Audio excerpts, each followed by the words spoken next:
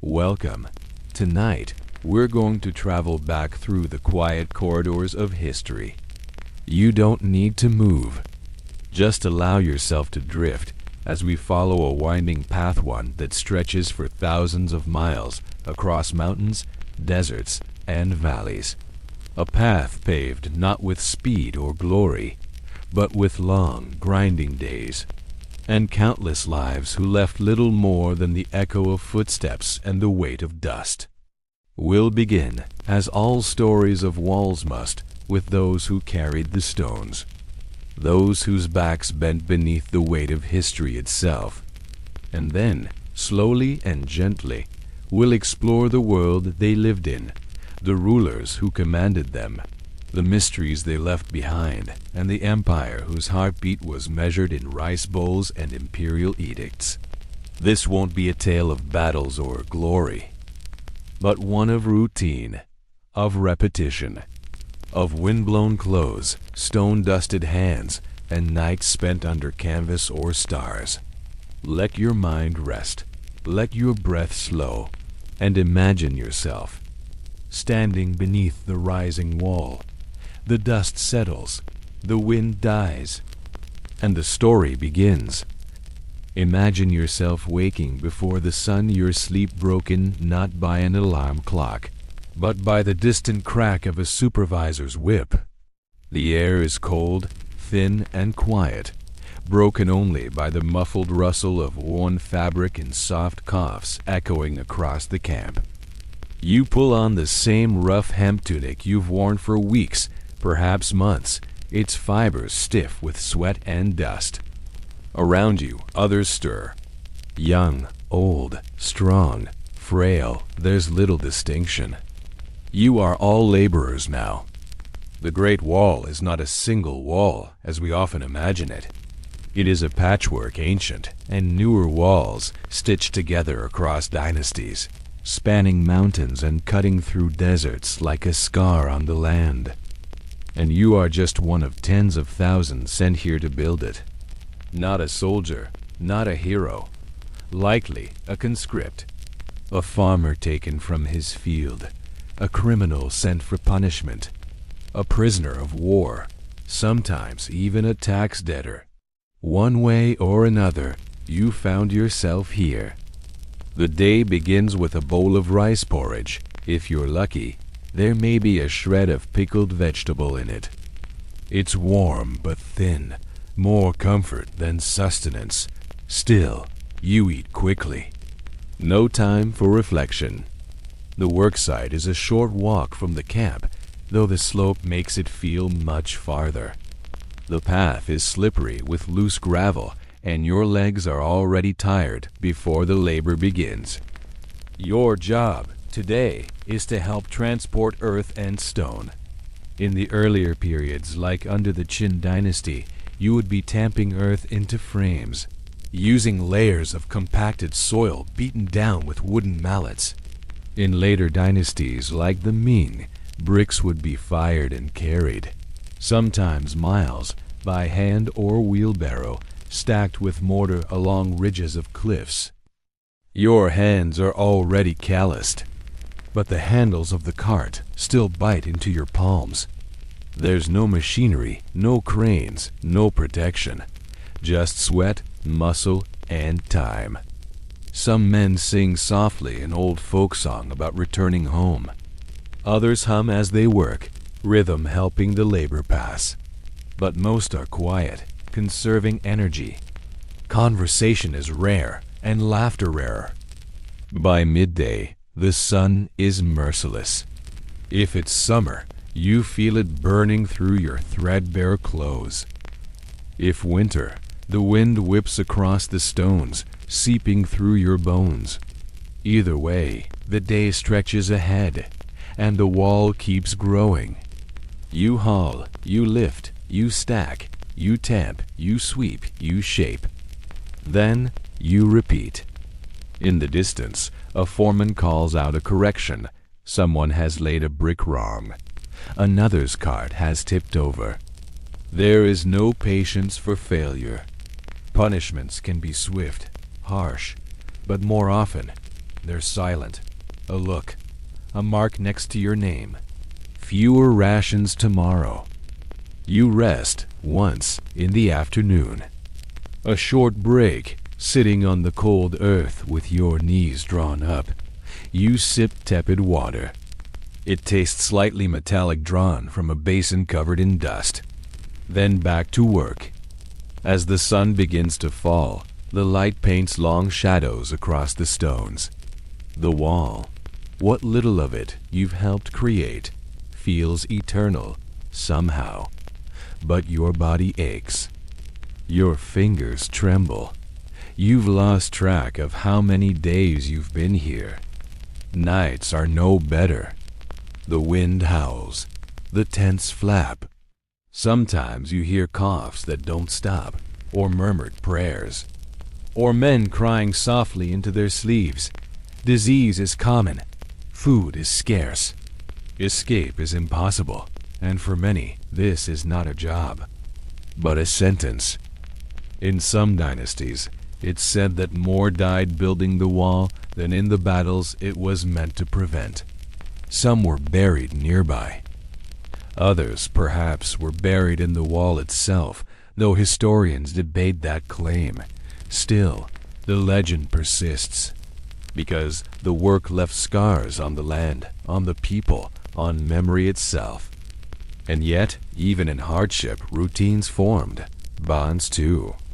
The slow familiarity of daily labor, the comfort of repetition, the warmth of a shared bowl, the resilience of the human spirit, even when stretched thin.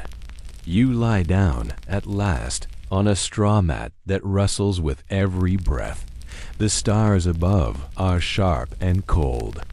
You wonder if the wall will ever be finished. And tomorrow it begins again. Before the wall, before the empire even had a name, there was a man who refused to die. Qin Shi Huang, the first emperor of China, was not born to rule the world. He was born Ying Zheng, son of a regional king during the chaotic warring states period, a time when China was not one country, but a fractured land of feuding territories, each trying to conquer the other. By the age of 13, Ying Zheng had inherited the throne of the Qin state, one of the most powerful and disciplined of the 7 major kingdoms. And from the moment he assumed control, it was clear he was not content with ruling part of the map. He wanted it all. Through brutal military campaigns, cunning diplomacy, and sheer force of will, he conquered the rival states one by one. It took over a decade, but in 221 BCE, he succeeded, uniting the territories under a single rule for the first time in history. And that's when he renamed himself Qin Shi Huangdi I, August Emperor of Qin. He believed himself to be more than a man. He believed he had reshaped the world. He abolished feudal systems and centralized the bureaucracy. He standardized currency, weights, and measures, even the width of cart axles. He unified Chinese script so that all regions could read the same language. He began massive infrastructure projects, canals, roads, and, of course, walls linking the northern fortifications into what would later become known as the Great Wall. But with power came fear.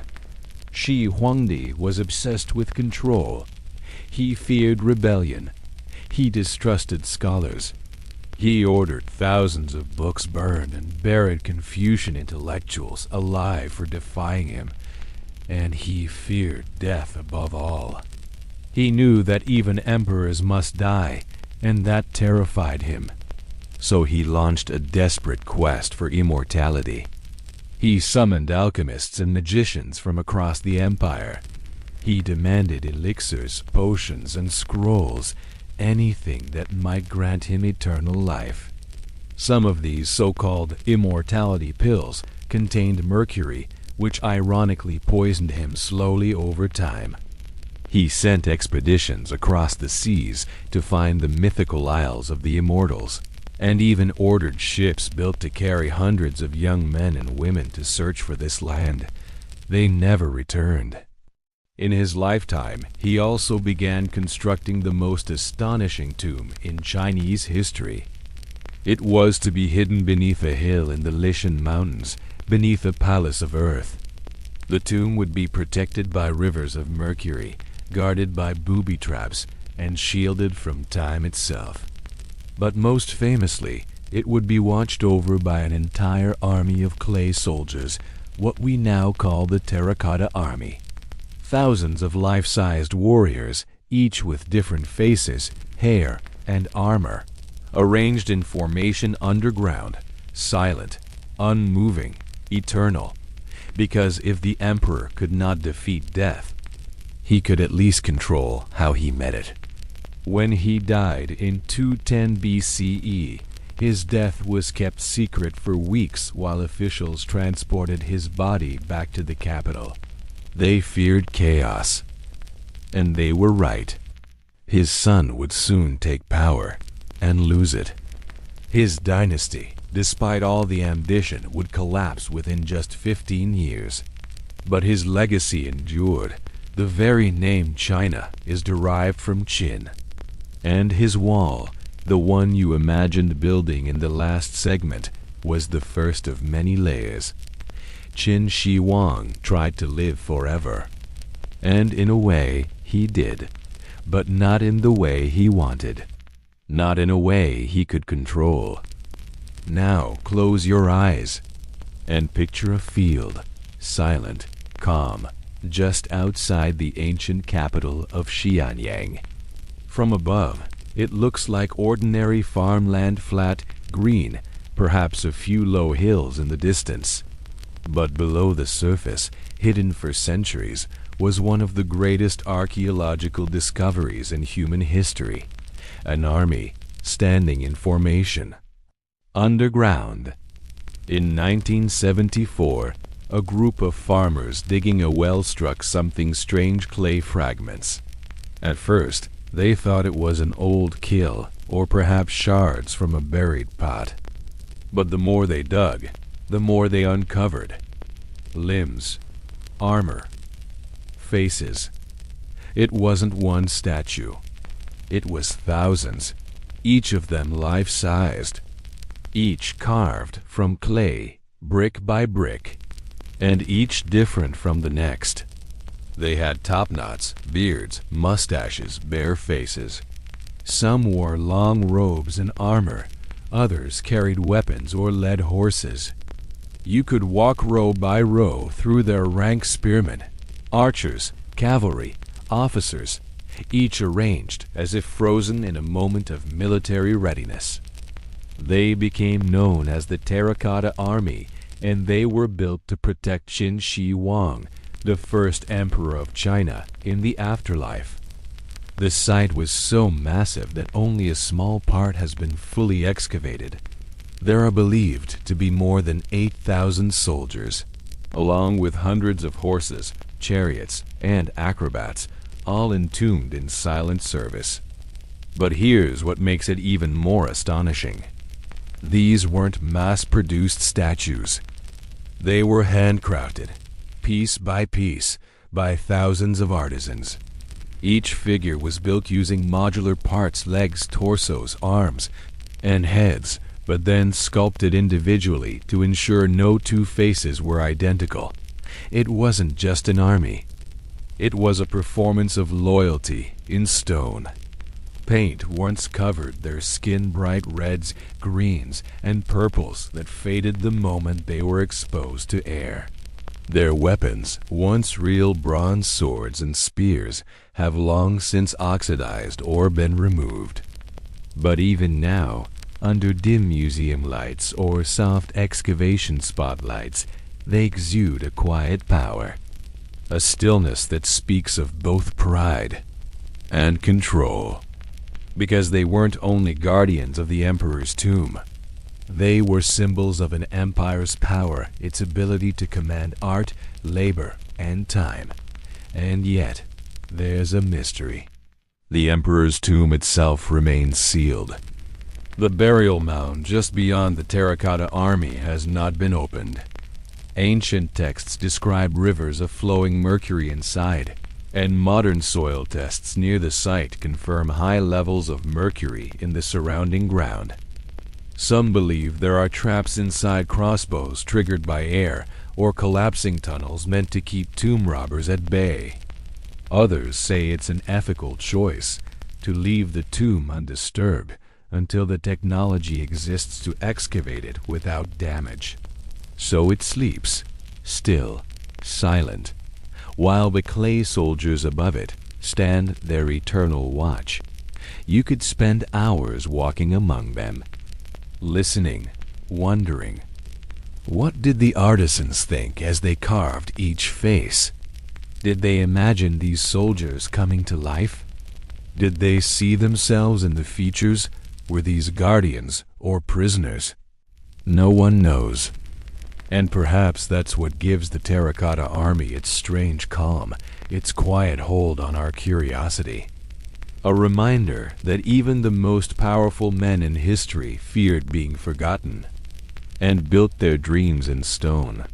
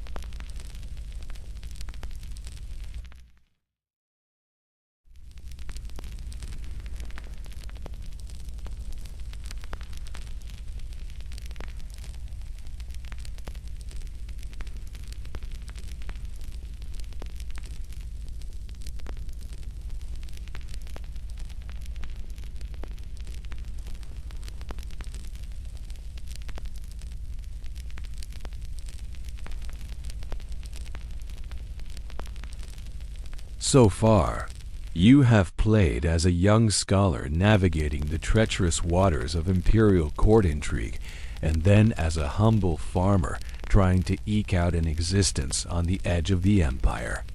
Now, let us return, not to the courts of emperors, but to the ridgelines, to the edge of the empire, where the earth turns to dust and the wind never stops blowing. Here, humanity scrapes against the raw materials of nature, both beautiful and harsh. Here you are, just another stone in the wall. You are back at the wall, but this time not as a builder. You're one of the soldiers now, one more mouth to feed, one more back to break.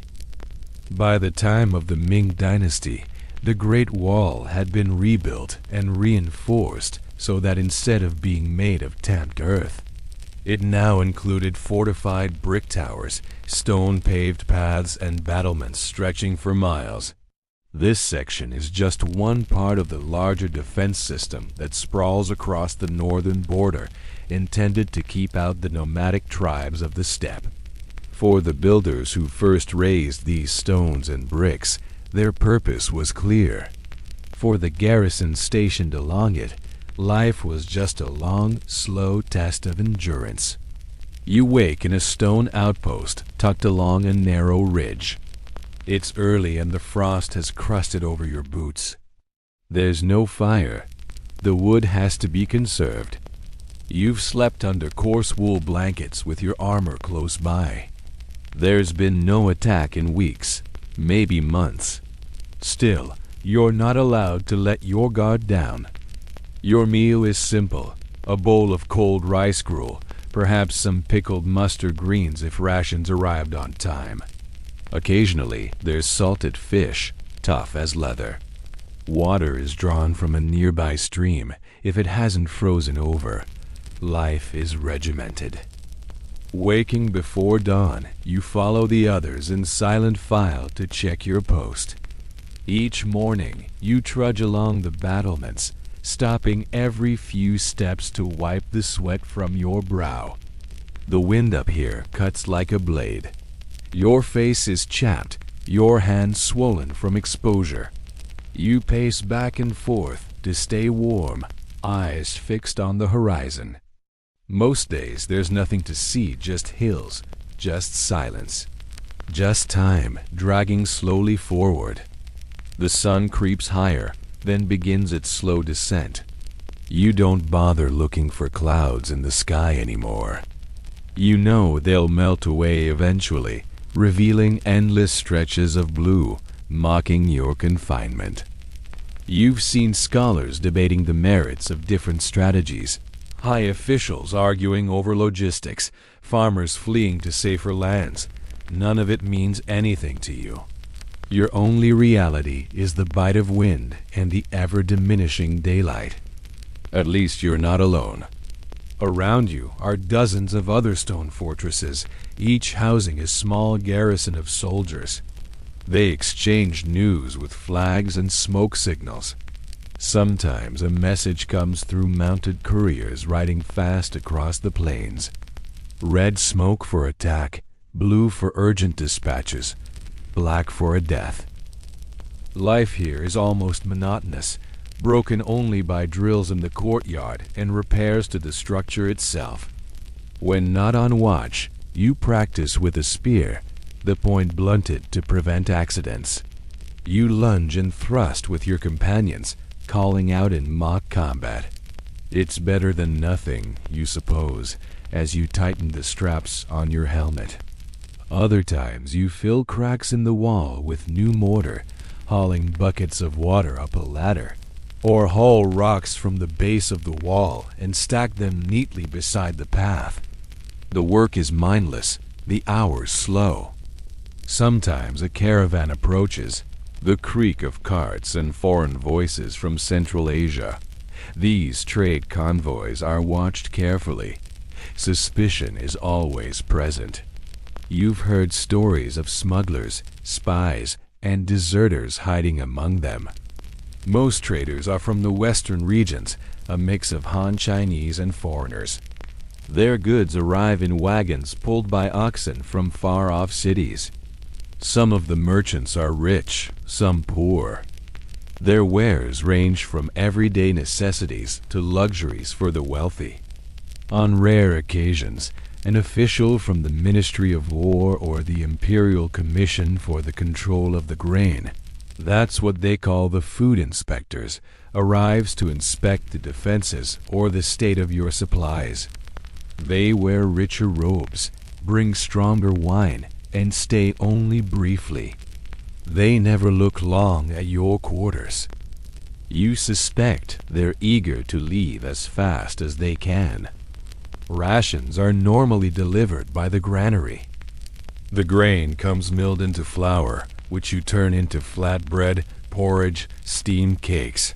Whatever else can be made with salt, vegetables, and occasionally meat.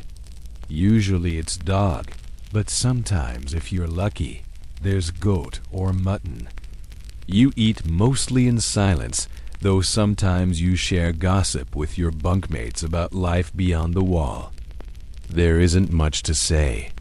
Many have been here too long and have lost track of the seasons. Others have served for so many years, they hardly remember why they came.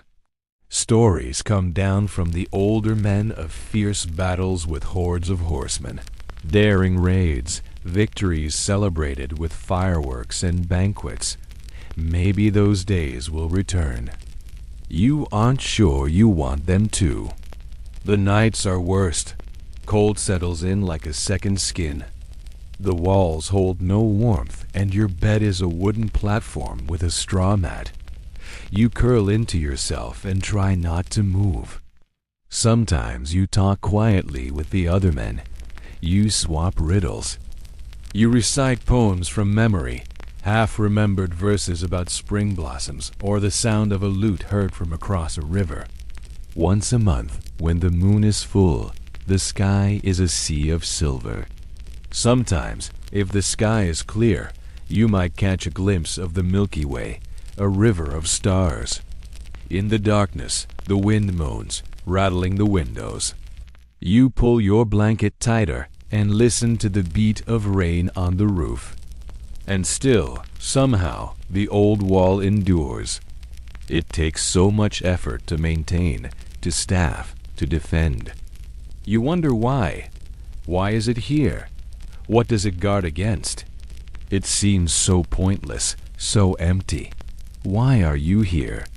You've served your tour. You're due to rotate out with the next posting. And yet you remain. Perhaps it's because there's nothing else. Perhaps you're waiting for something else to come along. All around you, the land is cracked and barren. Not even weeds dare grow here. You haven't seen a tree in months, nor the green of grass. This is a world of browns and grays. The soil is like powder. It gets everywhere, in your clothes, in your hair, in your food. The dust sticks to your arms and legs like a second skin. Eventually, you learn to embrace it. It's the color of this world, the color of your life. If you had any choice in the matter, you would leave. But you don't. You're a cog in a machine built to last thousands of years. You're a soldier whose duty is to patrol, to watch, to endure. You stand on the brink of forever. You hear a fox's cry echo across the mountains. You pull your blanket tighter. The moon climbs, bright and silent above the ridgeline. The wind whispers secrets to the wall. Somewhere below you, a dog barks. Above you, the sky is filled with stars, and the wall stands still. Now, let's step away from the dust of the frontier and into the realm of belief. Not a belief in gods, but in order, in divine approval, in the invisible thread that bound emperors to heaven itself. It's called the mandate of heaven, a concept so central to Chinese history that, for over 2,000 years, it shaped every rise and fall of dynasty. But what exactly was it? Well, the mandate of heaven wasn't a written law. It wasn't bestowed by priests or confirmed in temples. It was more like a cosmic agreement. The emperor, the son of heaven, was said to rule not just by political power, but by moral authority. If he governed wisely and justly, then heaven smiled upon him and his dynasty prospered. But if he became cruel, corrupt, or unjust, heaven could withdraw its mandate. How would people know? They believed the signs were clear: floods that drowned fields, earthquakes that split cities, famine that blackened the mouths of children, rebellions rising from the countryside. These were not coincidences. They were warnings, the heavens expressing displeasure with the emperor. Nature and politics were inseparable. If disasters piled up, people whispered, "The mandate is lost." And once the idea took hold, it was unstoppable. Rebellions could now claim moral authority. Rival generals could proclaim themselves as restorers of balance. Dynasties collapsed not simply because of military defeat, but because they had lost the right to rule. It was a brilliant system, really. Flexible, convenient, dangerous. It explained why power changed hands, but also justified the change. It gave common people an explanation for their suffering. It allowed victors to claim legitimacy not just through force, but through virtue. But it was also terrifying, because it meant emperors lived in fear. A drought might mean more than a failed harvest. It could be a symbol of their moral decay, an eclipse, a cosmic warning, a rebel uprising in a remote province, the beginning of divine punishment. Some emperors would perform rituals to apologize to heaven after disasters. Others made sudden reforms, desperate to regain favor. And still others turned paranoid, lashing out at perceived enemies to prove they were still in control. Imagine being a farmer in the countryside. Your crops have failed for 3 seasons. Your village well is dry. Bandits pass more frequently than tax collectors. And then, one day, you hear a new leader has risen in the south, claiming that the emperor has lost heaven's blessing. And you believe it. Not because of politics, but because the fields are dust and the skies give no rain. That's our story for today. Did you find it interesting? Tell us in the comments below. And here's another story we think you might like. It's about a river that ran backward. You see, in ancient China, nobody questioned the order of things. Mountains were supposed to be tall, rivers were supposed to flow toward the sea, and the emperor was supposed to be obeyed. So when something seemed amiss, like the Han River suddenly flowing uphill, people panicked. Was this a sign of the end times? What did the scriptures say about rivers that ran backwards? As it turned out, nothing. This was a problem for which there was no precedent, no ritual, no obvious explanation. So people looked for one. They blamed floods, droughts, even earthquakes. Astronomers saw comets and foretold disaster. Scholars debated the merits of Confucianism and Taoism.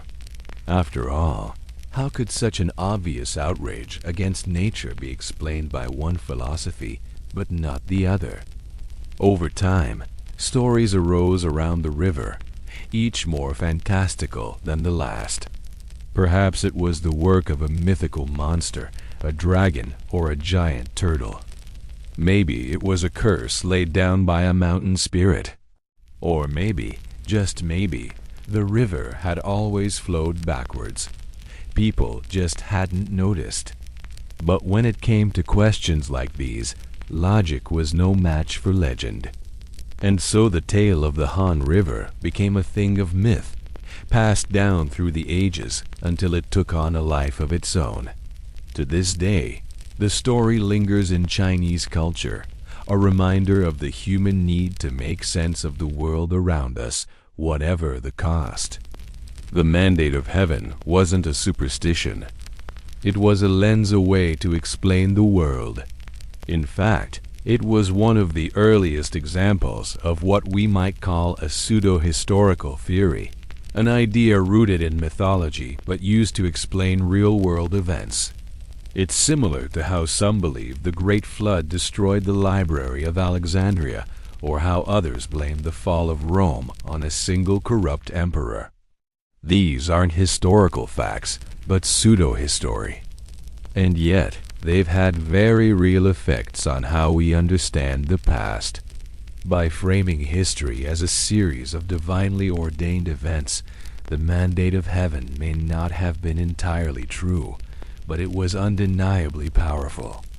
In a way, it reminds us of the many ways we try to make sense of the world around us. Sometimes we rely on science, sometimes on faith, and sometimes on a little bit of both. For example, Consider the strange patterns of history we often observe, like how war seems inevitable between nations, or how revolutions happen at regular intervals, how plagues strike without warning. At first glance, these events seem completely random, a jumble of causes and circumstances. But as we look closer, we begin to notice similarities, patterns that emerge from the chaos. This is where pseudo-history can be helpful.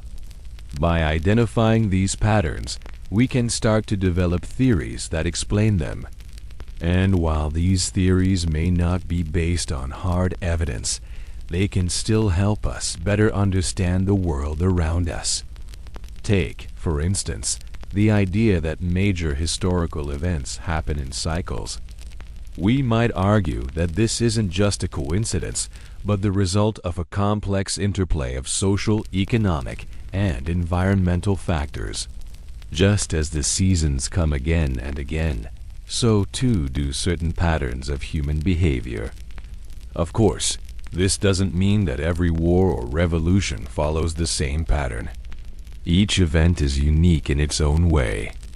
But by recognizing the underlying similarities, we can gain a deeper understanding of the forces that shape our world. It's like trying to predict the weather. No two storms are exactly alike, but meteorologists use their knowledge of weather patterns to forecast what will happen next.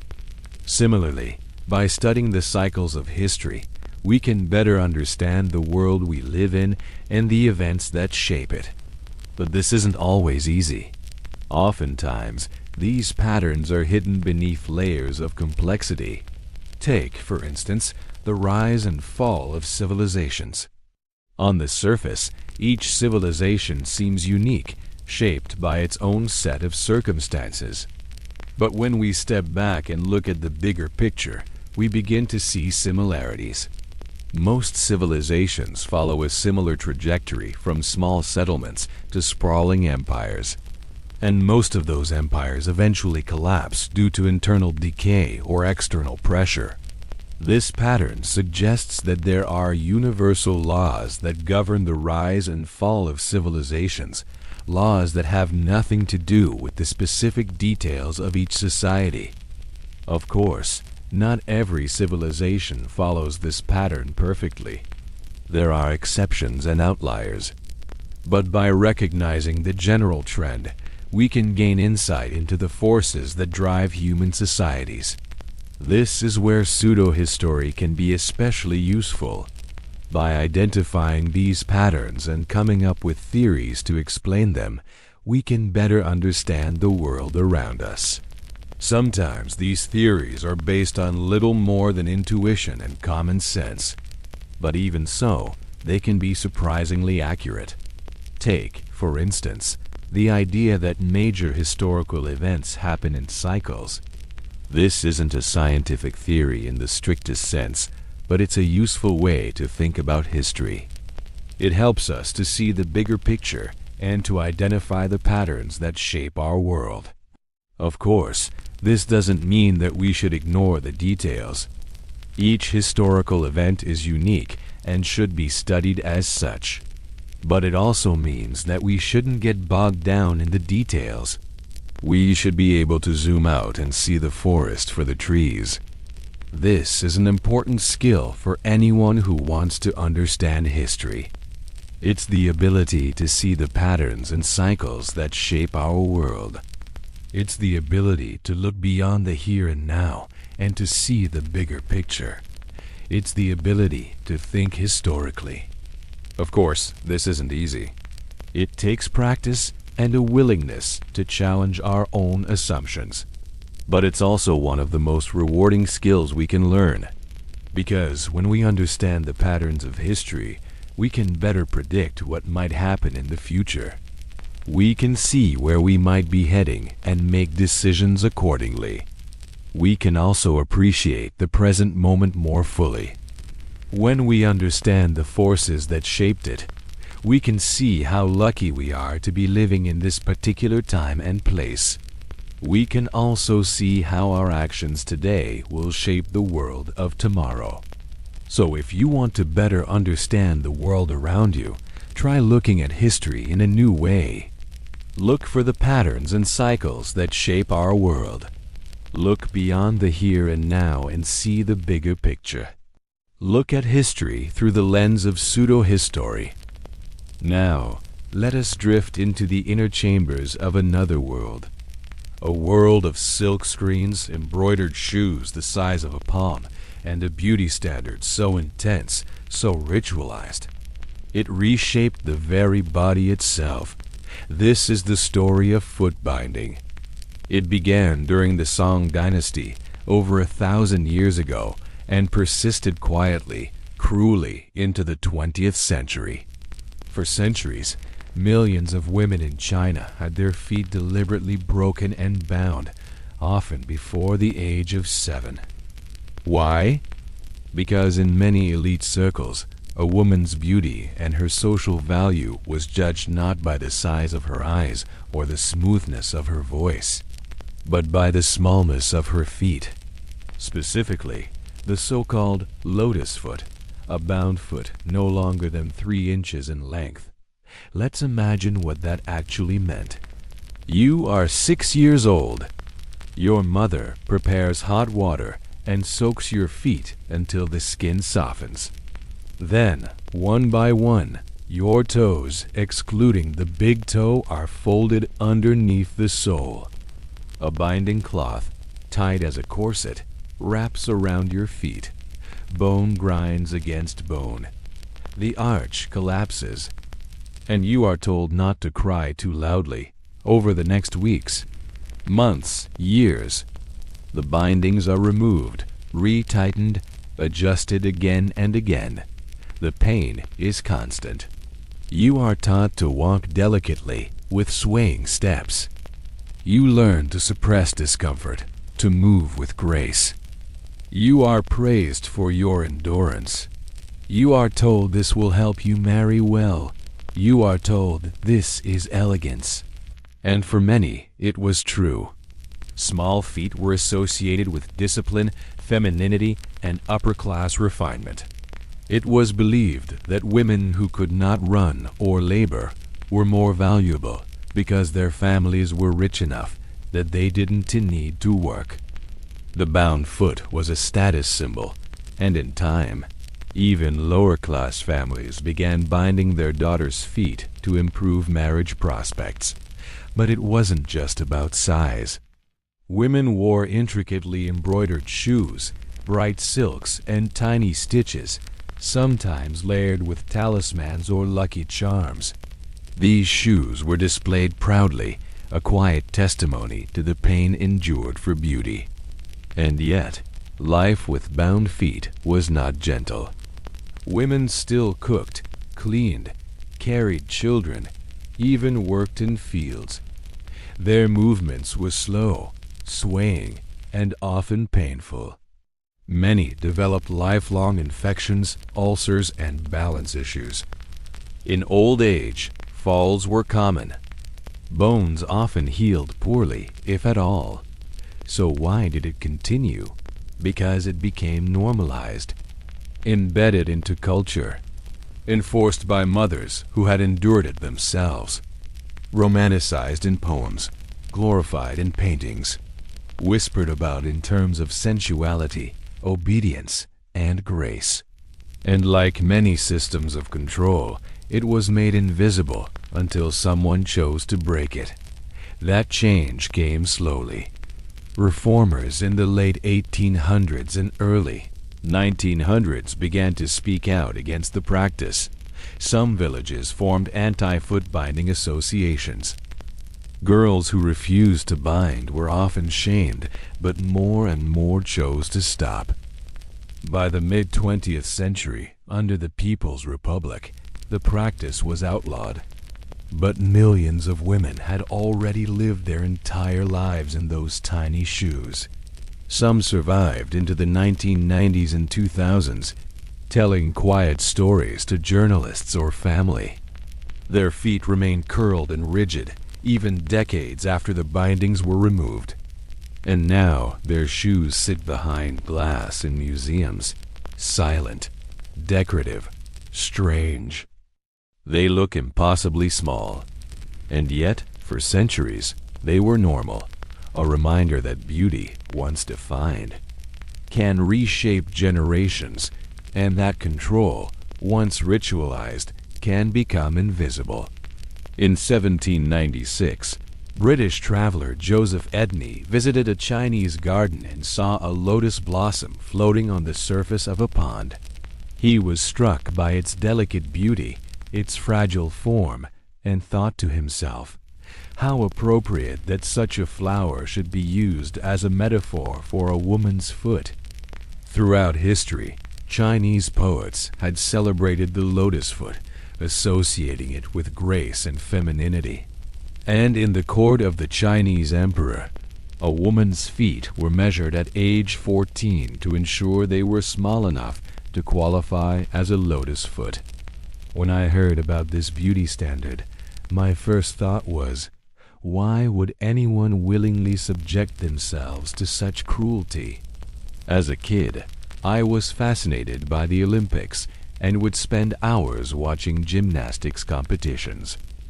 I admired these women's strength, flexibility, and dedication to their sport. But I remember being particularly captivated by the ribbons. They twirled and danced around them, transforming ordinary objects into symbols of elegance and grace. I wanted to be just like them.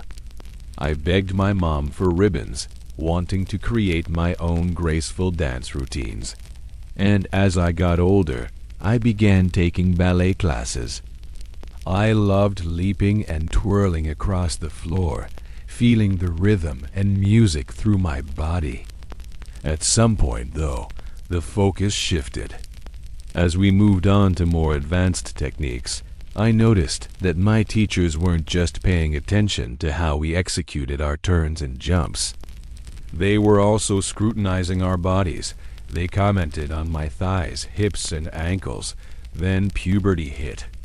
My body started changing, and I became acutely aware of every curve and angle. Suddenly, my ankles weren't dainty anymore. My thighs weren't lean. My hips weren't narrow. It was as if the thing I'd always loved about dancing was now somehow wrong with me. And without realizing it, I started trying to change myself. I cut out carbs, convinced that cutting pasta and potatoes would make me thinner. I stopped eating fruit because it contained sugar and fat. I ate salads with lettuce, carrots, and cucumbers. It became an obsession. I stopped enjoying food. I stopped enjoying dancing. All I could think about was how my body looked and how I could make it smaller. Then my mom intervened. She took me to see a doctor who diagnosed me with anorexia nervosa. The word anorexia comes from Greek and means no appetite. But for me, the word felt like a curse. I hated that I couldn't control myself. I hated that I couldn't control my body. After years of treatment, I am now able to eat and dance again. But it left me wondering, why do we put so much emphasis on our bodies? Why do we feel the need to change ourselves? And I realized that there's nothing new in this. It's been happening for centuries. Think about the women who practiced foot binding. In order to have small feet, they endured unimaginable pain. They wrapped tightly bound cloth around their ankles, causing long-term physical damage, warping their gait and curving their toes. And they did it for beauty, to be considered elegant and feminine, because a small foot was a sign of high social status. It reminds me of the gymnasts and the ribbons. Our bodies become objects to be shaped, controlled, and molded into something beautiful, something that can be judged and evaluated by others. But when we start to lose sight of who we are as people and only focus on our appearance, We become vulnerable to the whims of society, susceptible to the biases and standards that are constantly changing. We cannot let our self-worth depend on the size of our feet or our thighs, ankles or waistlines. We are so much more than our physical attributes. We are artists and scientists and adventurers and dreamers. We are compassionate and creative and curious. And none of that can be summed up in a single glance. Let us now step into a quieter world, far from the battlefront, far from the emperor's court, into the study chambers of a scholar. It's early morning. Somewhere in rural China, perhaps in the Ming Dynasty, or maybe later in the Qing, you are the son of a modest family. Your father is a school teacher. Your mother keeps the household running. And from the moment you could sit upright, it was clear that your path was not farming, not soldiering, but study. Because one day, with enough ink, enough paper, and enough repetition, you might pass the imperial examination, the Kiju, and if you do, your life and the life of your entire family will change forever. This is the dream of the Kiju, China's infamous civil service exam system, one of the most rigorous and demanding intellectual gauntlets in human history. How does it work? Well, the process begins early, when you are still just a boy, perhaps 6 or 7 years old. You begin to memorize the Confucian classics, the Analects, the Mencius, the doctrine of the mean. You don't just read them, you recite them, word for word, almost like a mantra. These aren't light stories or easy poems. They are dense philosophical texts on virtue, governance, ethics, and ritual. You repeat them until they echo in your mind at night. Meanwhile, you master the basic skills of literacy, learning to write with a brush, mastering the creation of the Chinese seal. By the time you're a teenager, you may have committed over 400,000 characters to memory. That's more than the entirety of Shakespeare's works, and you can read hundreds of pages a day. Now, this is when the real pressure begins, because the exams themselves are multi-stage. First, local exams, then provincial, then the final, daunting palace examination in the capital. Each stage could take years. You might try again and again. Many scholars took the test dozens of times, failing repeatedly until age or poverty forced them to stop. Each attempt requires a new set of essays, a new demonstration of skill, a new level of proficiency in the classics. This is why the exam is known as the Kiju, meaning the testing of skills. What skills? Primarily writing. You are judged on your mastery of the written word, your ability to mold language to express and explore ideas. What kind of ideas? Mostly moral, political, and philosophical ones. This is an exam designed to find the ideal scholar official, someone who embodies Confucian values, someone who understands how to govern, how to legislate, how to conduct oneself with virtue. In essence, you are competing to become an enlightened servant of the state. But before we get there, let's talk about the testing itself. How does it work? What happens when you take the Kiju? Well, first, you must prepare yourself mentally and physically. Scholars would spend weeks meditating, eating special foods, exercising Tai Chi, trying to reach a state of calm, focused energy. Some even practiced sleeping while sitting. Next, you travel, usually on foot, sometimes for months, to reach the nearest testing center.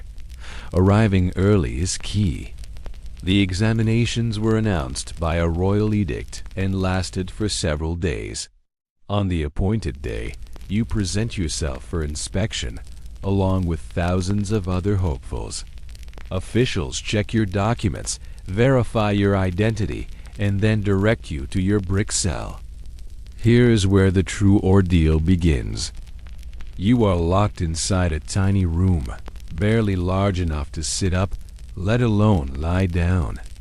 It has a single window high above you, barred and bolted. No furniture except a low table. Scholars are provided with a writing brush, inkstone, food rations, and bedding. The toilet is outside, behind a screen. That's it. No friends or family can visit. The only sounds are the scratching of brushes, the rustling of papers, the distant cough or sigh of fellow candidates. Time is kept by bells and drums. Sleep is fitful, punctuated by dreams of ink and paper. Food is eaten quickly between bouts of writing. The whole affair is exhausting, nerve-wracking, and dehumanizing. But you must remain resolute. Your main task is to write an 8-legged essay, a tightly structured prose piece that combines philosophy, politics, and poetry. It has 8 parts, hence the name. The first 2 deal with the assignment, a prompt given to all candidates. It may involve a simple question like, "What is righteousness?" or a complex problem like, "How should one govern a rebellious province?" The remaining 6 legs follow a strict formula. You start with an introduction, then explore your topic, delve deeper, provide examples, offer solutions, and finish with a conclusion. Along the way, you weave in quotes from the Confucian classics. You deploy puns and double meanings, metaphors and similes, allusions and rhymes. Above all, you strive for elegance.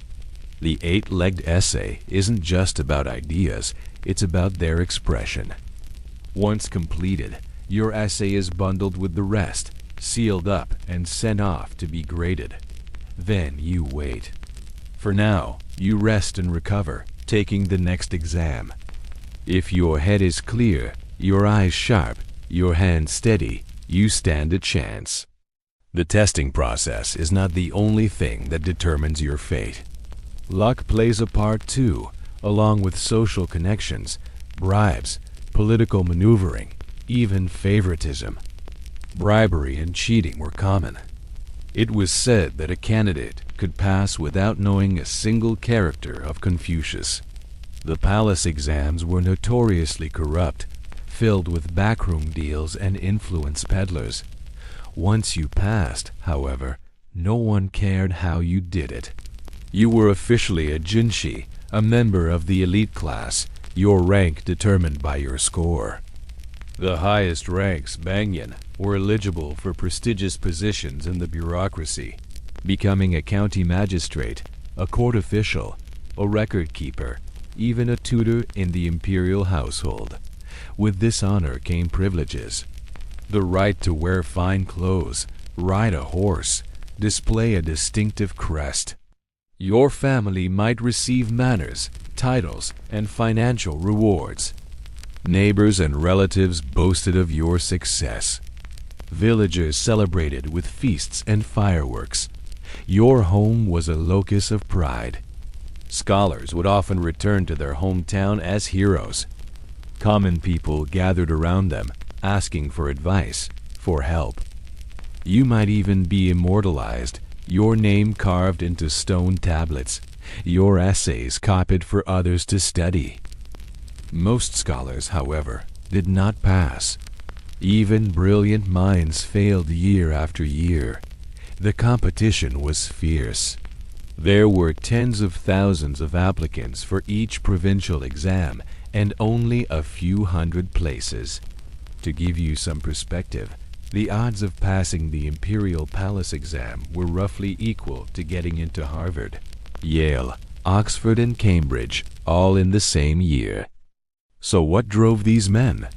Why did they endure such hardship, expense, and humiliation? In a word, status. Imagine being able to support your family, escape poverty, rise to power and influence, all through the power of your mind. No martial prowess required, no wealth or connections, just your brain and your books. Plus, there was prestige in being a scholar, an air of superiority, a refined lifestyle. The scholar official was the ideal, the embodiment of wisdom and virtue. Many scholars led comfortable lives. Their days spent beneath paper windows, a scroll unrolling across a lacquered desk, your brush moving in silent strokes. Tea cooling nearby, candles flickering in the early dark. Outside, the world changed. But inside your study, it was just you, the words. You composed poems to the moon, translated lines of Mencius, dreamed of passing the next exam. It wasn't all quiet contemplation. As a scholar, you also had to know how to play the game, schmooze the right people, avoid controversy, navigate the treacherous waters of court politics. And even if you succeeded, the job itself could be grueling. Long hours, endless paperwork, fear of losing favor. It was said that being an official left one body thin and one heart fat. Still, the scholar's life held great appeal. The chance to climb the social ladder, the lure of ancient texts, the joy of mental exercise, the quiet satisfaction of a pen and ink. It was hard to resist. How many scholars passed the exam? We don't know. Records are incomplete and definitions vary. Estimates range from less than 3% to over 20%. But regardless of the numbers, we can appreciate the spirit of the scholar, the relentless pursuit of knowledge, the endless memorization, the desire for self-improvement, the dream of a better life. In the end, whether you win or lose, whether you pass or fail, the scholar's life is defined by one thing: the quiet dedication to the classics, to the art of learning. It's an ethos that continues to resonate today in classrooms, libraries, and quiet rooms where people pore over books, sharpen their pencils, and dream of a brighter future. Now let the ink fade, let the scroll roll itself back, and return once again to the ridgeline, to the great wall where stone meets sky and silence stretches for miles. But this time, we're not here for history. We're here for ghosts. Because behind the official stories of emperors and engineers, bricklayers and guards, there is another history, a whispered one, the kind told by fires at night when the wind rattles the bamboo screens. These are the folk tales of the wall, and none is more famous than the story of Meng Jiangnu. The tale of Meng Jiangnu. A long time ago, no one is sure when, there lived a young woman named Meng Jiangnu. She was kind, quiet, and lived near the coast with her elderly parents. One day, she met a man named Fan Qiliang, a scholar hiding from conscription. They fell in love and married in secret.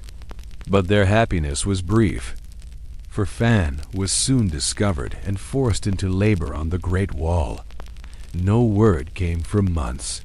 Meng waited, prayed, and finally, when no letters arrived, she set off on foot to find him, traveling hundreds of miles alone across forests and mountains. When she arrived at the wall, the workers gave her the news. Her husband was dead, buried somewhere in the wall itself. Meng collapsed in grief. She wept at the base of the wall for days, her sobs so powerful, so sorrowful, that the heavens themselves heard her. According to legend, her cries caused a section of the wall to collapse, exposing the bones of her husband. She gathered them, performed burial rites, and then, depending on the version of the tale, either drowned herself in the river or simply disappeared, her spirit walking the ridgeline forever. This story became legendary. It was told in villages for centuries, acted out in operas, carved into temple walls. Some say it symbolized the cruelty of imperial rule. Others say it was a love story, a protest, a myth wrapped around a deeper truth, that the wall was built not just with labor, but with sacrifice. Other folktales speak of workers buried alive inside the bricks to bless the structure or to silence complaints. Ghosts who appear during the full moon, dragging baskets of stone, whispering your name. There are tales of fox spirit shape-shifting creatures said to haunt the watchtowers. They lead soldiers astray in the mist, mimicking voices, causing men to vanish in the snow. And in some stories, the wall itself becomes alive. It shifts, moves, murmurs in the wind. It remembers every stone placed, every back broken, every tear shed. It becomes not a monument, but a witness. These stories aren't written in official records. They live in lullabies, in the warnings of grandmothers, in dreams passed down from the mountains. And when you stand alone atop the wall, in the quiet of night, with the wind curling around your feet, you just might hear a voice carried across the centuries, a woman weeping, a soldier humming, a whisper beneath the bricks. This place is haunted, not by one story, but many. By the footsteps of builders, the creak of tired shoulders, the memory of every life touched by the longest wall. Today, we remember Meng Jiangnu. Tomorrow, who knows whose tale will rise up to join them? The wall watches over all of us. I am just passing through, but perhaps my story will become part of this place too. In the 19th century, Chinese intellectuals often escaped the stifling heat of the cities by retreating to the countryside, taking rooms in quiet guest houses. Here they could read, write poetry, and cultivate an air of disheveled genius. A scholar's life was not easy. Before taking their exams, young scholars would spend years memorizing Confucian texts. Their success depended on committing thousands of characters to memory. To do this, they developed ingenious systems of mnemonic devices, associating each character with images that made them easier to remember. Many scholars began their studies in childhood. For some, preparation was a family affair. Fathers would teach their sons, sometimes starting when the boy was only 4 years old. As the son advanced in age and education, he would move on to study with other experts, living with them and their families. While living with these masters, he would cook, clean, and perform other domestic duties while continuing his studies. Despite the demanding lifestyle, many scholars found great pleasure in writing. They reveled in the feel of the brush on the paper, creating art with each stroke. The finest papers were made from the inner bark of the mulberry tree, a process that required skill and patience. Once prepared, the paper was ready to be written on with black ink made from soot. The scholar would dip his brush into the ink and glide it across the page, forming characters that represented not only words, but a way of life.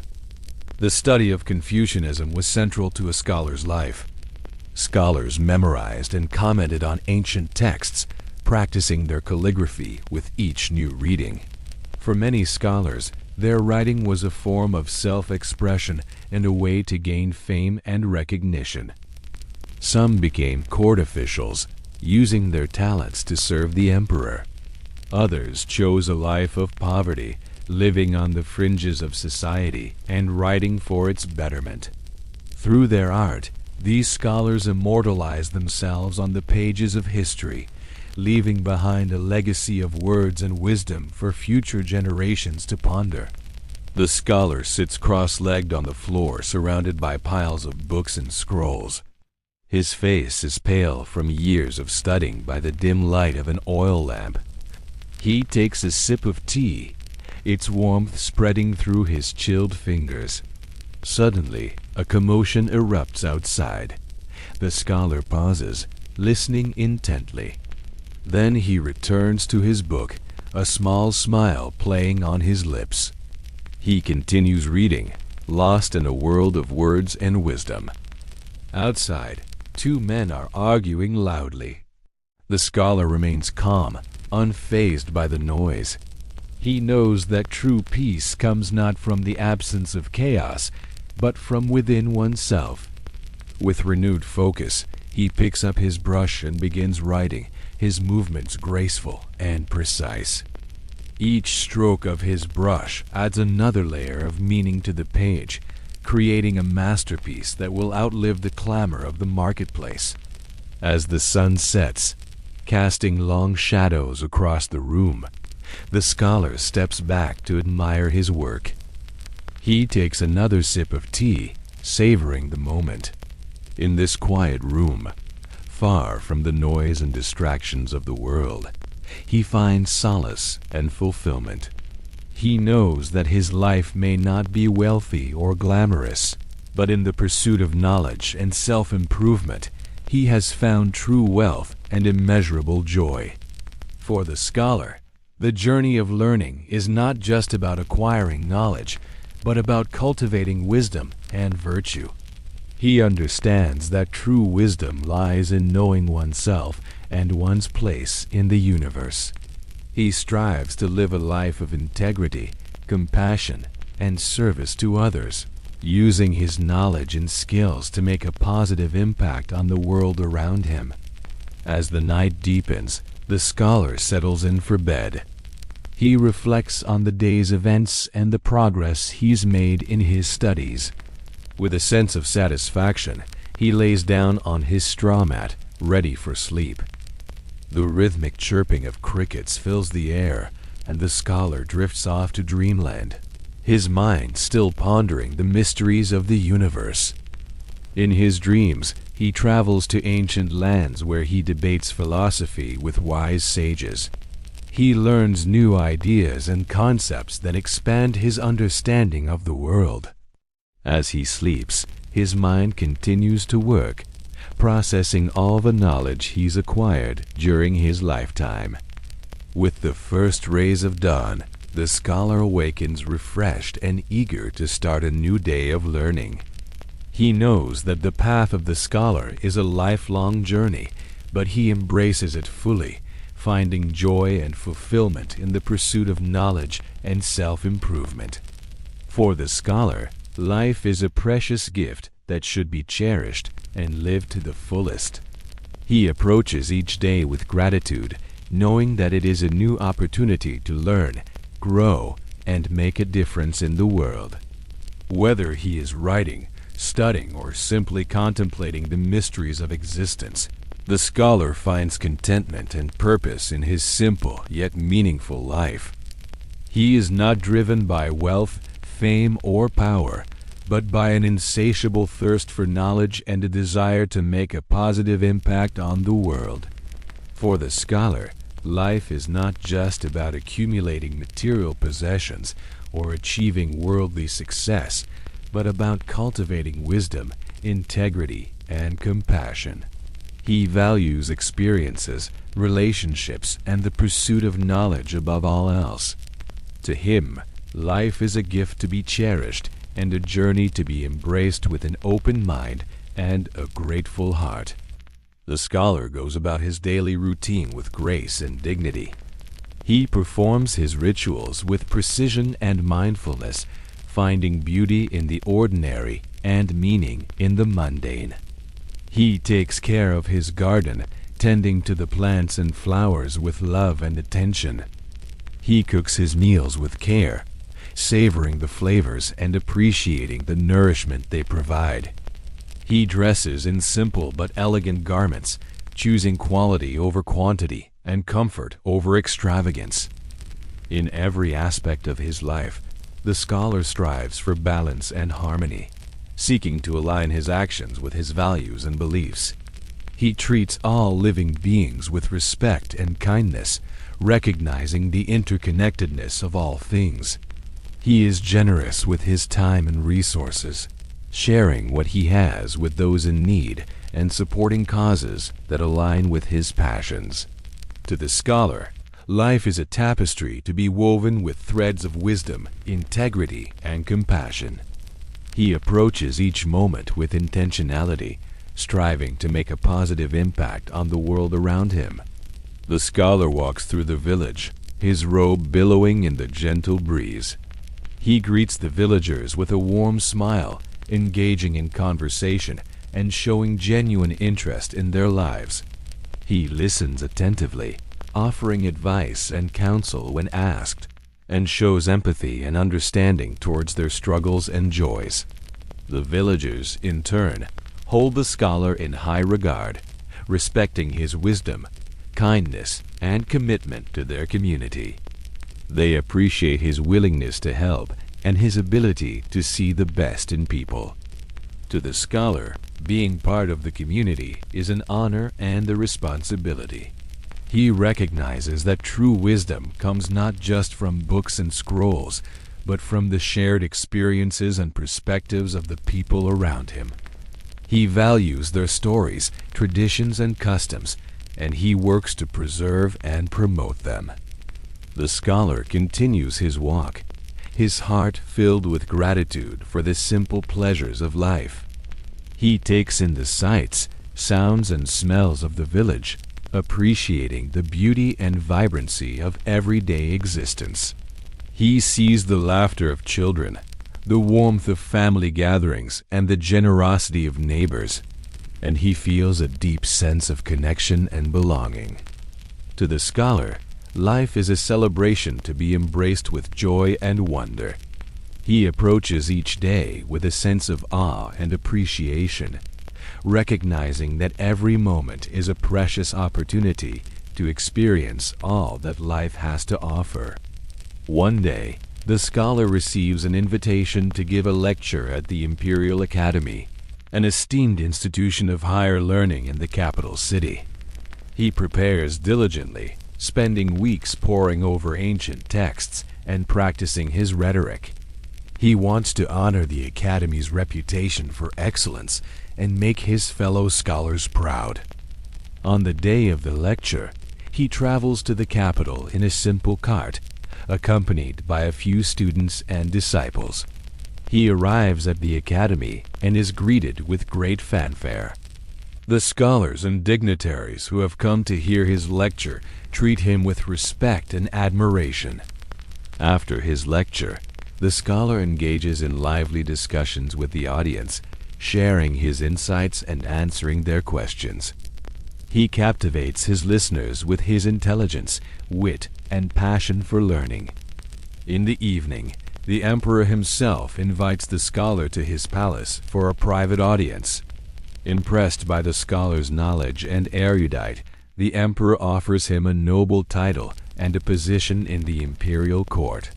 The scholar is honored but declines the offer, choosing instead to return to his humble abode in the countryside.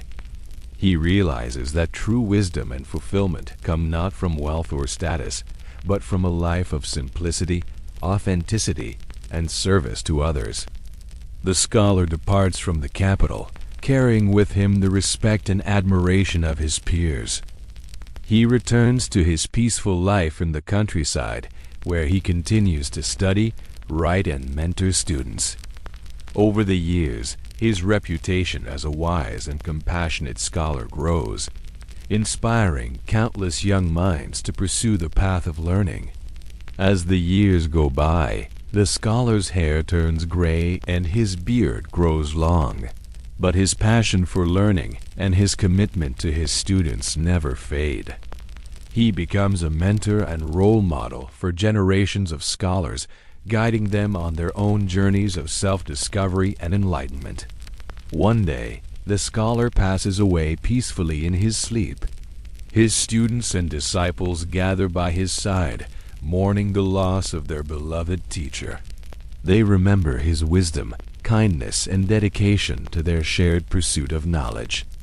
After his death, The scholar is remembered as a great master, and his teachings continue to inspire and influence scholars for centuries to come. His legacy lives on in the hearts and minds of those he touched, reminding them to pursue wisdom, cultivate virtue, and live a life of integrity and compassion. Hey everybody, and welcome to this channel where we explore the unseen forces that have shaped our world. Today's topic is suggested by our patrons, and this episode is all about tea and porcelain. So let's get started. Now let us turn away from ghosts and follow something gentler. Steam rising from a clay teacup, a faint clink of porcelain, the whisper of silk along a merchant's sleeve. Because while emperors ruled and walls were built, China's greatest influence often left through the back door, quietly, delicately, on the backs of mules, in the bellies of ships, and in the lining of wooden crates. Today, we're going to talk about tea and porcelain and the quiet empire of global trade they helped create. Picture yourself in a small village in southeastern China. The hills roll like soft waves and the air smells faintly of damp leaves.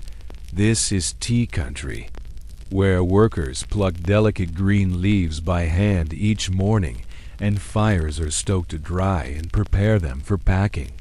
In nearby towns, porcelain kilns burn day and night, some of them massive complexes with their own villages built around them. Their craftsmen fire bowls and vases at temperatures above 1,000 degrees Celsius using secret glazes and local clay. When cooled, the finished porcelain is light, smooth, almost translucent, nothing like the earthenware used in other parts of the world. To outsiders, these products seemed almost magical, and they were in high demand. As early as the Tang Dynasty, Chinese goods began making their way west, via the Silk Road, through Persia, into the Arab world, and eventually into Europe. Later, during the Ming and Qing dynasties, maritime trade exploded. Chinese junks and later European ships carried crates of porcelain, bricks of tea, silk bundles, lacquered boxes, jade jewelry, and even scrolls of poetry. Imagine you're a merchant loading goods onto a ship in Guangzhou. The cargo includes blue and white porcelain bowls with lotus patterns, sealed boxes of compressed oolong tea, wrapped in paper and stamped with red ink, carved fans painted with seasonal poems, and satin robes dyed in cobalt and indigo. Your goods will sail across the South China Sea, past India, through the Persian Gulf, or around Africa to Europe. There, these items are luxuries. British aristocrats sip tea in delicate porcelain cups, placing them carefully onto matching saucers they call china, an adaptation of the Chinese word qinai. French nobles display massive Ming vases in their salons. Dutch traders fill entire Delftware factories trying to imitate the patterns. Sometimes the goods arrive without names. They are simply called exotic, mysterious, or in one word, Eastern.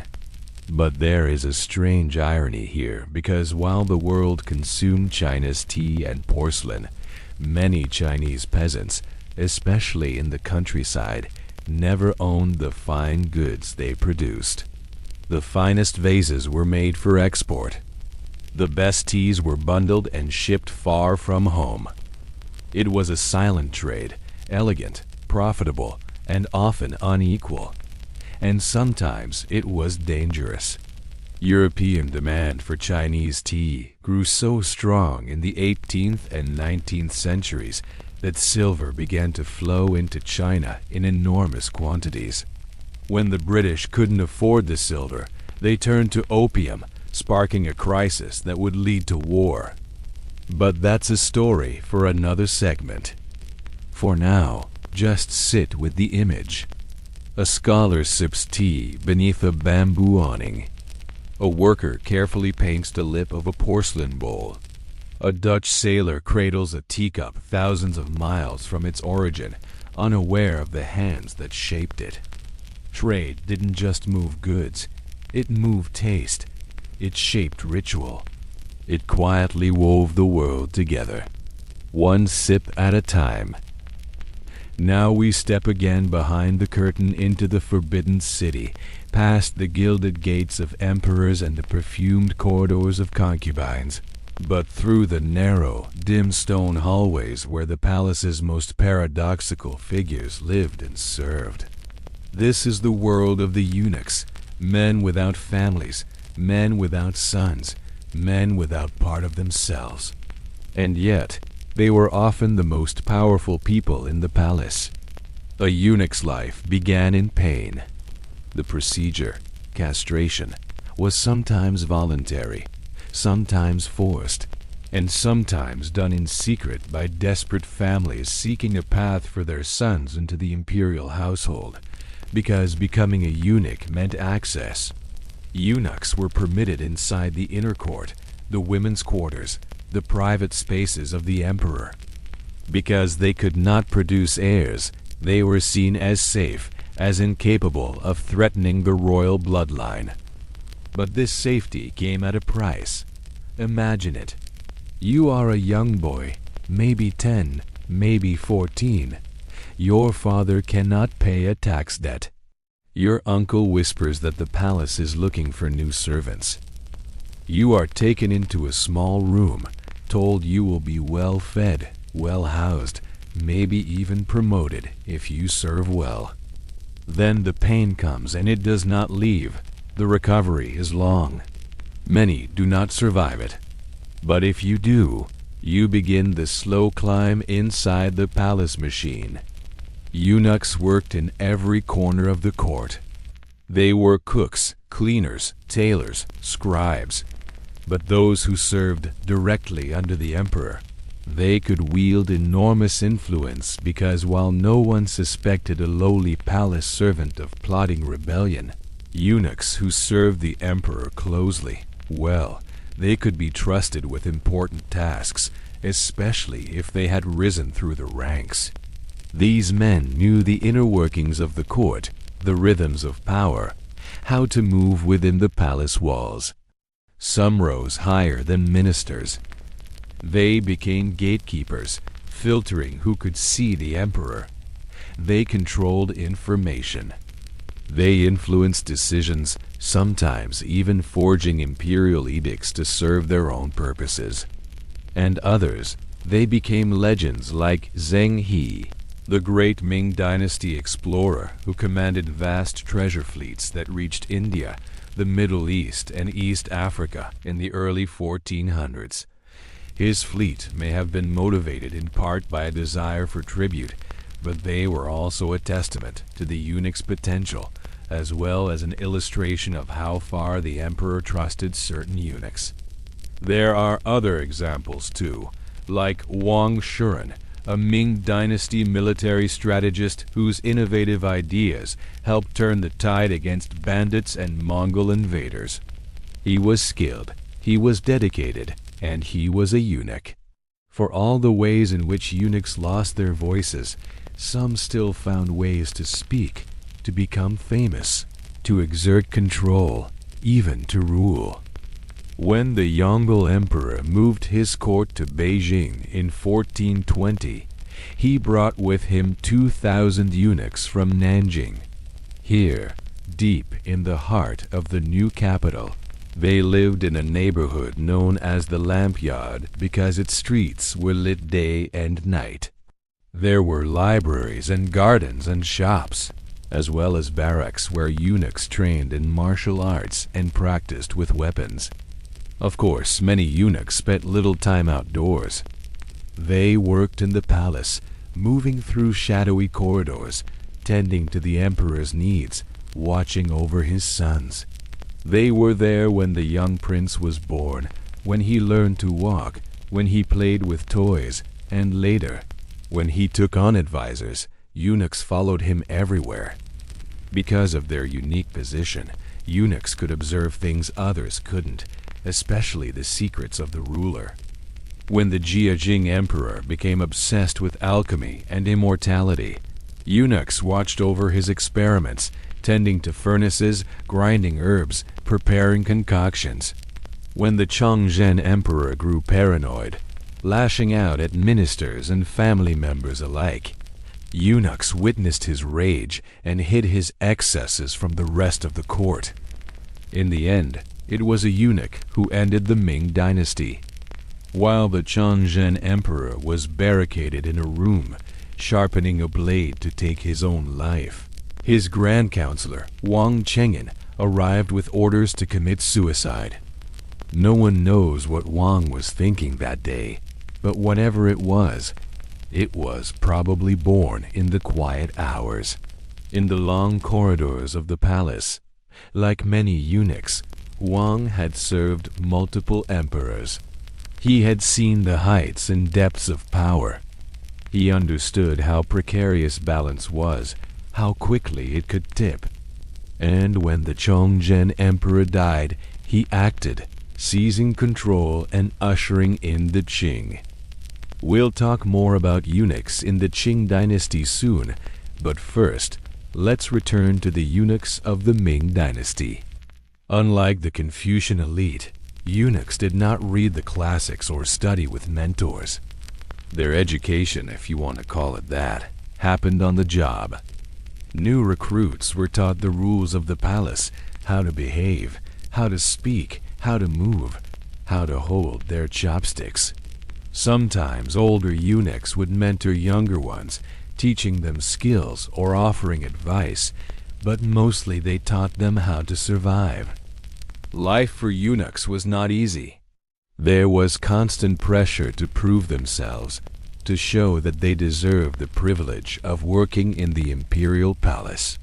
They were outsiders, always having to prove themselves, always vulnerable to the whims of the emperor. Most eunuchs served with quiet diligence. They knew that the emperor relied on them, and they wanted to justify that trust. It wasn't glory, but it was purpose. Others turned to religion.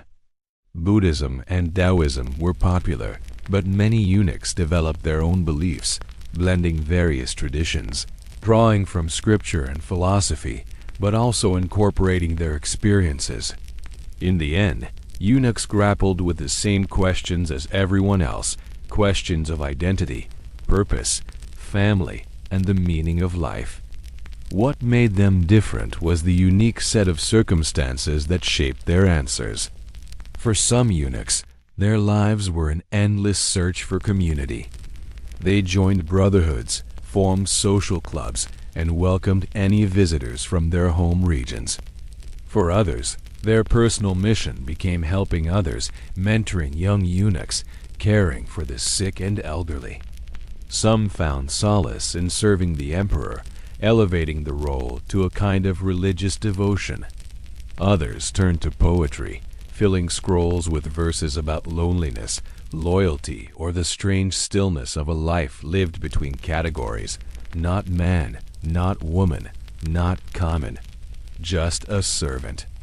Scholars debate whether eunuchs were more or less powerful than their literati counterparts. We know that eunuchs were vital to the smooth functioning of the palace. We know that eunuchs wielded enormous soft power. We know that some held lives and fates in their hands. But we also know that eunuchs were vulnerable to the whims of the emperor, that they could be disgraced in an instant, banished from the palace with nothing, executed in purges meant to cleanse the palace. Most eunuchs worked quietly, striving for excellence, trying to disappear. They wanted to be indispensable, not notorious. Still, some eunuchs became infamous, like Wei Zhongshan. If you haven't heard of him, you're not alone. Wei rose to power in the late Ming era, where he became so influential that entire officials' careers rose or fell at his nod. He built temples to himself. He silenced critics, and he ruled from the shadows. We'll talk more about him in future episodes. And when the dynasties crumbled, many eunuchs were cast out, forgotten, or executed in purges. They disappeared from the halls they had once ruled, but their legacy remains, hidden between the folds of scrolls, whispered in the margins of history. Stories of the men who served closest to the throne, but never sat upon it. Eunuchs have appeared in many cultures throughout history, but today we focused on the eunuchs of China. Now go back and listen to this episode again. And next time, why not explore the fascinating lives of Chinese prostitutes? Now we drift forward to the last dynasty, to the final chapter of imperial rule, to a time of silk-robed courtiers sipping tea while cannon fire echoes at the gates. This is the Qing dynasty, the last to rule China, a dynasty of splendor and unraveling. And its fall would be brought about not by swords alone, but by trade, opium, and a rapidly changing world it could no longer control. The Qing dynasty began with strength. Founded by the Manchus in the 1600s, it expanded China's borders to their greatest historical extent, incorporating Tibet, Xinjiang, and Mongolia. The imperial court was disciplined, the bureaucracy well-oiled. The arts flourished, the population soared. But beneath the polished surface, pressures were building. By the 1700s, Europe was obsessed with Chinese goods, tea, silk, porcelain, and lacquered furniture. But China didn't need much from Europe in return. It maintained a trade surplus, accepting only silver as payment. This wasn't necessarily a bad thing. For centuries, this system worked in China's favor. But that all changed when it came to one particular commodity, tea. Europeans loved the stuff. They drank it by the shipload, and that meant a massive amount of silver was flowing out of Europe and into China. By the mid-1700s, Europeans were desperate for a way to pay for all this tea without draining their coffers. So Britain sought a suitable alternative, something China would also want, something they could profit from: opium. Cultivated in British-controlled India, it was trafficked into China, where it quickly became popular among the populace. Soon enough, millions were addicted. By the 1800s, the situation had become dire. Chinese officials tried to ban it, confiscated shipments, once even destroyed 1.2 million pounds of opium stored in Canton. In 1839, Commissioner Lin Zexu famously wrote a stern letter to Queen Victoria demanding an end to the trade. The British ignored it. The following year, war broke out, the First Opium War.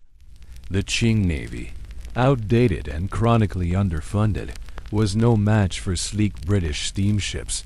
In 1842, the Qing lost. The Treaty of Nanjing was humiliating. It ceded Hong Kong to the British, opened 5 treaty ports, and granted Britain most favored nation status, meaning any trading rights granted to one nation would automatically be extended to Britain. It was the first of many unequal treaties, which only made the cracks in the Qing facade wider and deeper. More wars followed, more territory was lost, more foreign concessions appeared on Chinese soil controlled by France, Russia, Germany, and Japan. Meanwhile, internal rebellions erupted. The most catastrophic was the Taiping Rebellion, 1850 to 1864. It pitted various Christian missionaries against the Qing, but really it was a larger anti-Qing movement led by Hong Xiuquan, who proclaimed himself the younger brother of Jesus Christ, come to conquer China and establish a heavenly kingdom of great peace. Though his movement failed, it still claimed over 20 million lives. Later, the Boxer Rebellion attempted to drive foreigners out through violent resistance, but only provoked another international invasion. As all this chaos unfolded outside the Forbidden City, Some emperors were barely more than boys. One ruled in name only, with court eunuchs and dowagers pulling the strings. That included the famous Empress Dowager Cixi, both revered and reviled. She held power behind the throne for decades. Resisting modernization, she feared it would erode Qing control. Railways were stalled. Telegraphs were resisted. Industrialization limped forward. Meanwhile, Japan, once the little brother, modernized rapidly. Then in 1904, it defeated China in war. By the early 1900s, it was clear the old world was collapsing. Imperial China was already 2,000 years old by the time the Qing took power. And by the early 1900s, it was clear that its best days were behind it.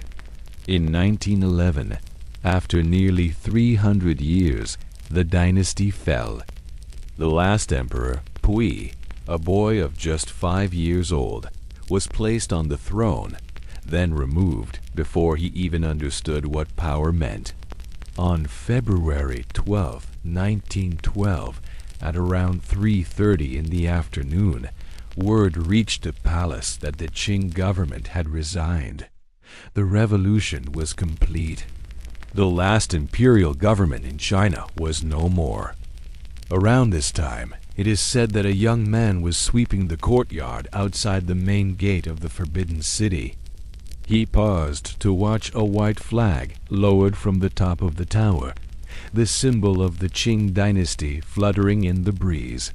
As he watched, he felt a lump in his throat and tears pricking his eyes.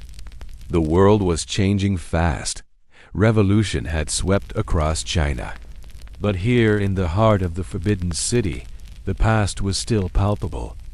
On the first day of the first month in the year 1912, before the sun rose, Emperor Pui woke up in his lavish bedroom inside the Forbidden City. He was 5 years old. Sunlight streamed through the windows, illuminating motes dancing in the air. On the table beside his bed sat a steaming mug of hot milk, his night nurse patiently waiting. Before he knew it, men bustled in bearing imperial robes. He was helped into silk pajamas embroidered with dragons and phoenixes. Soon he was dressed and ready for the day.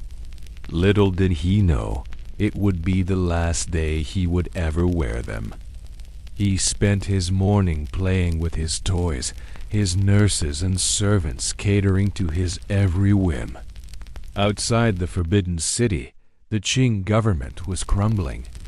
But within its high walls, life went on as normal. There were lessons to learn, of course. The young emperor was taught the intricacies of governance by his counselors. He learned about his ancestral home, the sprawling estate outside Beijing known as the Summer Palace. He heard stories of his forefathers, of the long line of emperors who had ruled China for over 2,000 years. After lunch, the emperor played with his pet dogs, golden retrievers and Pekingese. Sometimes he rode a horse or took a boat ride on the Kunming Lake. In the afternoon, he might have taken a stroll in the gardens, marveling at the carp leaping in the ponds or the orchids blooming in the courtyards. His evening started with dinner, served on gold and silver plates, accompanied by wine and delicacies from the imperial kitchens. After dinner, it was back to his study for more lessons. Before bedtime, he might have attended a theatrical performance, watching troops of actors in elaborate costumes portraying historical tales or local legends. Finally, tucked into bed, he slept soundly, dreaming perhaps of dragons and phoenixes, symbols of power that adorned his silk bedding. When he woke up the next morning, everything would be different. The Qing dynasty was no more. By the time Pui was born, his father, Emperor Tongzi, was already ill, so the young boy never really knew him. His mother, Empress Dowager Cixi, was a strict disciplinarian, keeping everyone in the Forbidden City on edge. She ruled the country from behind the curtain, making major decisions with little input from her son.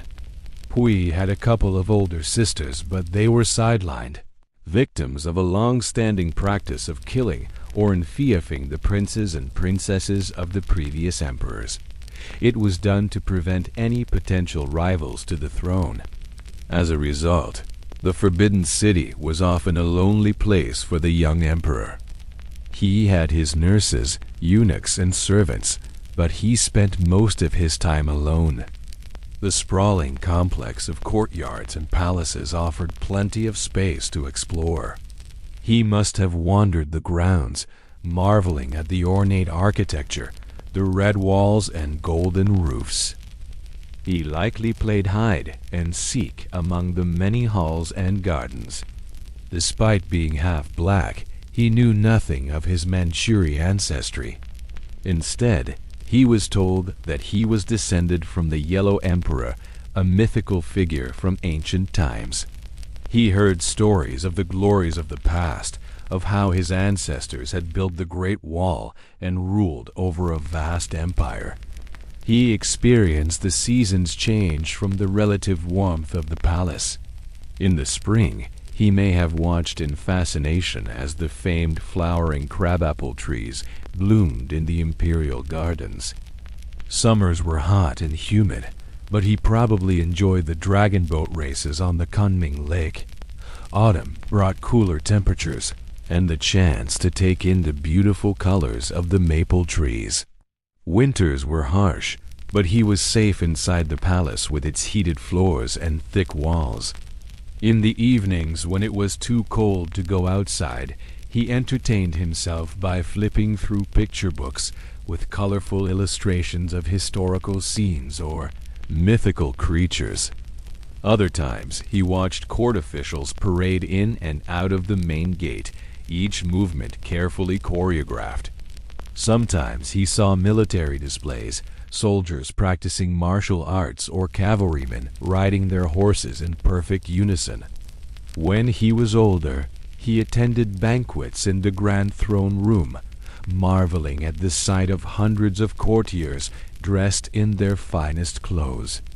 During the Lantern Festival, he would have delighted in the vibrant display of lanterns illuminating the night sky, their shadows dancing on the palace walls. When his father died, Pui was just 3 years old. His mother, the Empress Dowager, assumed control, governing in his name. Life for the young prince continued much as before, surrounded by the rituals and traditions of the imperial court. As he grew older, he faced a future mapped out for him. His destiny was to be the figurehead of the Qing dynasty, a puppet ruler with real power residing in the hands of his mother and other advisors. The thought of such a predetermined life may have filled him with a sense of foreboding. His world was one of rigid hierarchy and unspoken rules. While he enjoyed moments of joy and wonder, there were also times of fear and loneliness. Little did he know that his childhood within the Forbidden City walls was coming to an end. The winds of change were blowing, threatening to sweep away centuries of tradition and turn China's future toward the unknown. On February 12, 1912, the Qing government resigned. Pui, the last Qing emperor, abdicated the throne. His life as a young monarch in the Forbidden City was over. The next day, he moved out along with his family, marking the end of 2,000 years of imperial rule in China. The Forbidden City, once home to a multitude of emperors and empresses, was now a museum open to the public.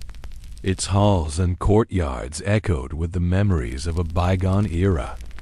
Now we step away from dynasties and battles, and into a chamber lit by oil lamps, a hush of silk slippers, the soft trill of a lute, and the faint scent of plum wine in the air. This is the world of the courtesans, artists, performers, companions, and women whose lives were lived at the delicate intersection of talent, beauty, and survival. Unlike the concubines of the imperial court, who were hidden behind walls and protocol, courtesans moved in the tea houses and pleasure quarters of cities like Hangzhou, Suzhou, Nanjing, and later Shanghai. They were not prostitutes, at least not in the beginning. The highest-ranking courtesans, especially during the Tang, Song, and Ming dynasties, were prized not for their bodies, but for their refinement. They were expected to be accomplished poets, skilled musicians, masters of calligraphy, elegant in dress and conversation. In many ways, they were cultural celebrities, entertaining poets, scholars, and government officials with wine, verse, and quiet conversation. A well-known courtesan might be compared to a painter's brushstroke, fleeting, elegant, admired, but never fully owned. Imagine a scene. You're a minor official visiting a tea house after dusk. Lanterns bob along the canal outside. Inside, musicians pluck pipa strings in the corner, while the host introduces you to a courtesan named Zhao Lian. She is dressed in a soft pink robe.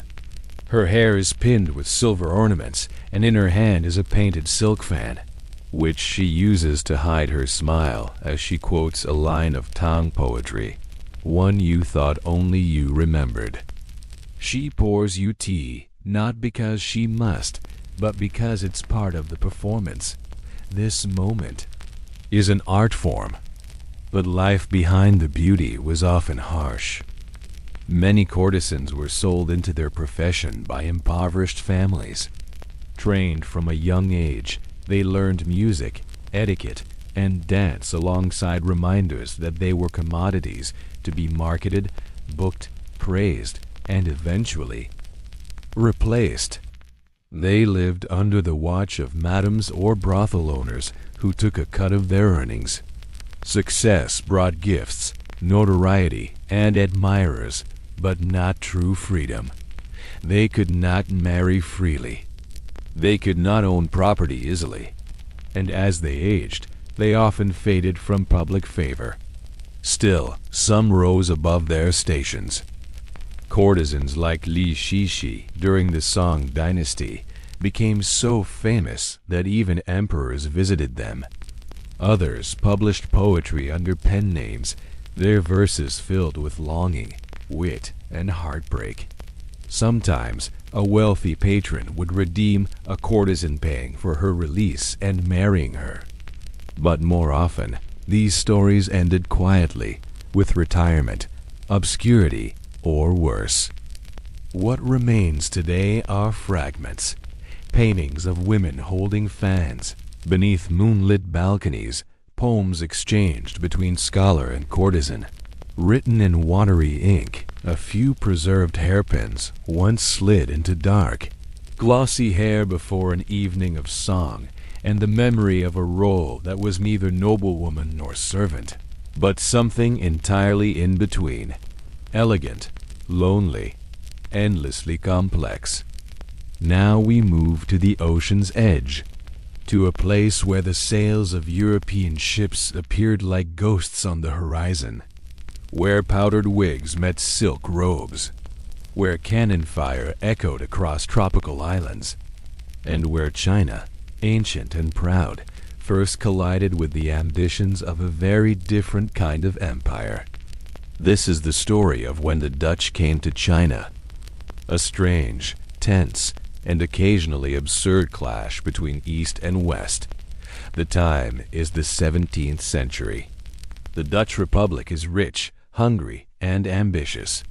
Its ships dominate global trade routes, and the Dutch East India Company, a corporate behemoth, seeks to break China's tight grip on the porcelain, tea, and silk trades. But there's a problem. The Ming dynasty isn't interested. Chinese officials at the time saw foreign traders as barbarians, useful at times, but not equals. Trade was tightly controlled, limited to tribute missions, and monitored through Canton or a few select coastal zones. Private trade? Forbidden. But the Dutch didn't like being told no. So, in 1622, they tried something bold. They attempted to seize the island of Macau, a Portuguese-held trading post off the southern coast of China. They failed, badly. Frustrated, they looked elsewhere and soon captured southern Taiwan from local inhabitants. From there, they tried to negotiate trade with Ming China. And when diplomacy stalled, they resorted to piracy. Dutch ships began raiding Chinese junks, capturing cargo, and demanding that the Ming government grant them trading rights. They even blockaded parts of the coast, hoping to force negotiations. But the Ming were stubborn and proud. One Chinese admiral reportedly refused to even meet Dutch envoys face to face, forcing them to kneel and communicate through intermediaries. The Dutch were confused, angry, and bewildered by the strict rituals of Chinese diplomacy. Eventually, the Dutch would be pushed out of Taiwan entirely. In 1662, a Chinese pirate-turned-warrior named Zheng Chenggong, known in the West as Coxing, led a fleet of thousands to expel them. The Dutch surrendered Fort Zeelandia after a long siege, marking the end of their brief foothold. Koxinga claimed Taiwan in the name of the Ming loyalists, and for a brief moment, the island became a last outpost of imperial resistance. But for the Dutch, it was an embarrassing defeat. Still, the impact lingered. The Dutch, and later the British, French, and Spanish, learned a critical lesson. China could not be entered easily, not by force, not by threats, not yet. But the desire for China's goods, especially tea and porcelain, only grew. And in the decades to come, Europe would find new ways to break through China's coastal defenses. Not with cannons, but with opium, silver, and treaty ports. For now, though, imagine that uneasy encounter. A Dutch officer in a starched collar, bowing awkwardly before a Confucian official who insists on ritual bows and ceremonial gifts. Neither man understands the other, but both know this is the beginning of something strange. The age of isolation is cracking, and the horizon holds ships. And now the curtain falls. Let us walk slowly through the red gates of the Forbidden City one final time. Past the painted beams, past the rows of courtiers, past the throne room, now still and echoing. This is not the world of emperors as you've imagined them, powerful, commanding, divine. This is the story of a child, a boy given an empire, already fading away. This is the story of Pui, the last emperor of China. He was just 2 years old when he was chosen. In 1908, with the Qing dynasty crumbling, Empress Dowager Cixi, on her deathbed, appointed Pui to succeed the ailing Guangzhou emperor. Too young to understand what was happening, he was dressed in yellow silk and placed on the dragon throne. Officials bowed, drums thundered. He cried for his nanny. In theory, he was the son of heaven. In reality, he was a toddler in a collapsing palace. Only 3 years later, in 1911, the Xinhai Revolution swept across China. Provinces declared independence.